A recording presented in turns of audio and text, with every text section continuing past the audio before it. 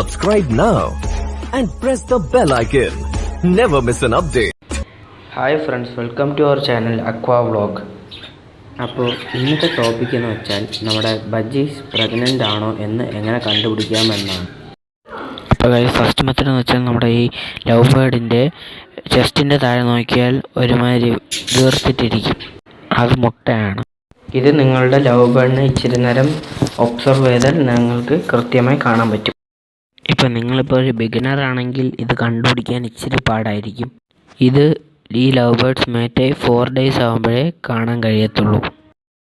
Second method എന്താണെന്ന് വെച്ചാൽ, നിങ്ങളിപ്പോൾ ഈ സ്ക്രീനിൽ കാണുന്ന ലവ് ബേർഡിൻ്റെ ബാക്കിൽ കണ്ടോ, അത് ഫെദറൊക്കെ പ്ലക്ക് ചെയ്ത് കളഞ്ഞിരിക്കുകയാണ്. അത് എന്തിനാണ് അങ്ങനെ പ്ലക്ക് ചെയ്യുന്നത് വെച്ചാൽ, നമ്മൾ ഈ മുട്ടയിടുന്ന സമയത്ത് അതിന് ഡിസ്റ്റർബൻസ് ആവാതിരിക്കാനാണ് അങ്ങനെ പ്ലക്ക് ചെയ്യുന്നത്. ഈ ബേർഡിൻ്റെ ബ്രീഡിങ് കഴിയാറായി, അതുകൊണ്ടാണ് വലുതായിട്ട് നമുക്ക് നോട്ടീസ് ചെയ്യാൻ പറ്റാത്തത്. അല്ലെങ്കിൽ അതിൻ്റെ പകുതി ഭാഗവും തൂവൽ കാണത്തില്ല. നിങ്ങളിപ്പോൾ ഈ വീഡിയോയിൽ കാണുന്നത് പോലെ അതിൻ്റെ ഫെദേഴ്സ് പ്ലക്ക് ചെയ്തുകൊണ്ടേ ഇരിക്കും. അത് ഞാൻ നേരത്തെ പറഞ്ഞ പോലെ ഡിസ്റ്റർബൻസ് ആവാതിരിക്കാനായിട്ടാണ്.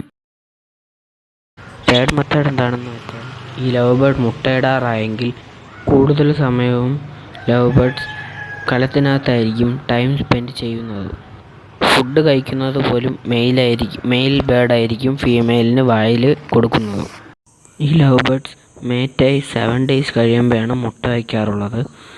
അഥവാ ഫസ്റ്റ് ക്ലച്ച് ആണെങ്കിൽ ചിലപ്പം 13 to 15 days വരെ എടുത്തൊന്നും വരും.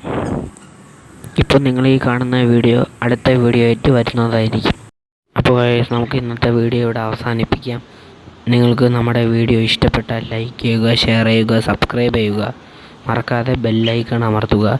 എന്നാലേ നമ്മൾ ഇടുന്ന വീഡിയോസ് അപ്പോൾ നിങ്ങൾക്ക് നോട്ടിഫിക്കേഷനായി കിട്ടത്തുള്ളൂ. അപ്പോൾ ഓക്കെ ഗായ്സ്, ബൈ. നമുക്ക് അടുത്ത വീഡിയോയിൽ കാണാം.